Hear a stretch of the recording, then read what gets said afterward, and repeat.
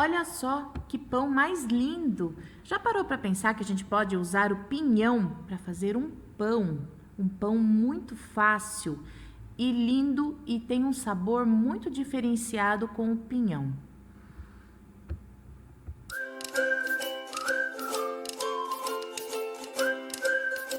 Olá, eu sou a Rafa e mais uma vez estamos aqui com um pão bem fácil de fazer. E hoje nós vamos usar um ingrediente especial, isso mesmo, o pinhão. O pinhão que é a semente da araucária, o pinheiro do Paraná. Essa semente tem um sabor muito peculiar, muito gostoso. E nós vamos cozinhar esse pinhão, 200 gramas dele, apenas em água, sem sal, sem açúcar, por 40 minutos em panela de pressão, aproximadamente ou até que você ache que esteja mole. Depois eu vou descascar esse pinhão e vou colocar no pulso só para triturar, deixar pedaços um pouquinho menor, tá? Não pode muito, senão ele vira uma pasta. Eu vou usar metade dele para colocar dentro do pão, para fazer o recheio. E a outra metade, se você não quiser fazer uma calda para colocar em cima, você não usa, tá? Então, pode usar daí só 100 gramas. Então, eu vou colocar metade dentro e metade em cima do pão. Então, vamos para a receita do pão. Uma xícara quase cheia de leite morninho, que são os 200 ml. 3 colheres de sopa de açúcar. Lembrando que como o leite está morninho, não pode ser muito quente, senão o nosso fermento aqui, uma colher de sopa de fermento biológico seco, pode matar o fermento, que são as leveduras vivas, né? Um ovo e uma colher de margarina. Como o leite está morninho, ele já vai soltando, vai dissolvendo, tá bom?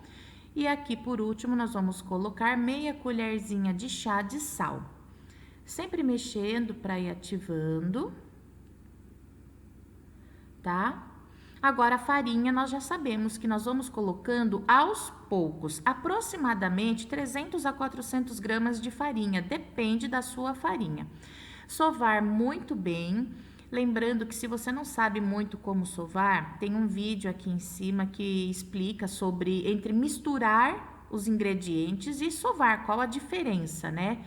Bom, vamos sovar muito bem e depois que sovou, eu vou deixar descansar por uns 30 minutos. Depois que você sovou, deixa descansar por uns 30 minutos. Enquanto o pão descansa, você vai preparar o recheio que você vai colocar dentro. Lembre-se, eu vou usar a metade dele. Então, eu vou usar metade, uma xícara mais ou menos. Eu vou colocar aqui 3 colheres de sopa de leite, é só um pouquinho mesmo para dar uma liga. Eu vou colocar aqui 4 colheres de sopa de açúcar e 2 colheres de sopa de margarina. E agora, ele vai virar uma pasta. Tem uma textura muito parecida com o das fatias húngaras, né? Para quem já fez esse pão. Então, você vai mexer, misturar bem essa massa. Passados 30 minutos, eu polvilhei farinha na bancada e agora com um rolo eu vou abrir a minha massa que tá bem macia e vou abrir num formato retangular, aproximadamente aí de uns 40, 50 centímetros. Agora eu vou passar esse recheio por toda a superfície dessa massa.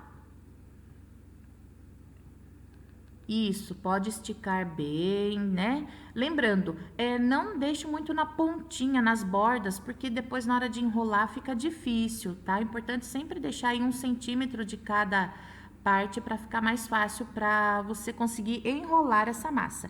Eu vou fazer essa modelagem, porque eu gosto, mas você pode fazer a modelagem que você quiser, né? Eu acho bonita essa modelagem. Inclusive, eu tenho, para quem, né, quiser ver também, tem o pão de calabresa com mandioca, que eu também usei a mesma modelagem, tá aqui em cima na descrição. Olha lá, eu deixei a pontinha sem o recheio para ficar mais fácil para eu poder fechar.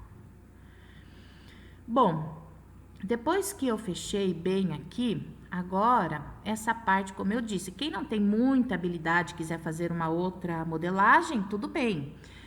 Você vem com uma faca ou uma espátula, o que você tiver, e vamos dividir isso ao meio E essa parte, não se preocupe, vai cair recheio do lado, é normal, vai fazer um pouco de sujeira, porque por isso que é importante fazer o pão na pia, onde você consiga lavar com facilidade depois, né? Ou numa bancada fácil para você limpar, tá? Olha, repare que ela vai abrindo, e aí por isso que eu digo que quem não tem habilidade fica um pouquinho mais difícil. Já deixa a sua forminha, eu vou usar uma forminha número 2, untei com óleo. E cada uma dessas partes eu vou passar uma por cima da outra. Eu vou como se eu fosse trançar isso daqui, tá?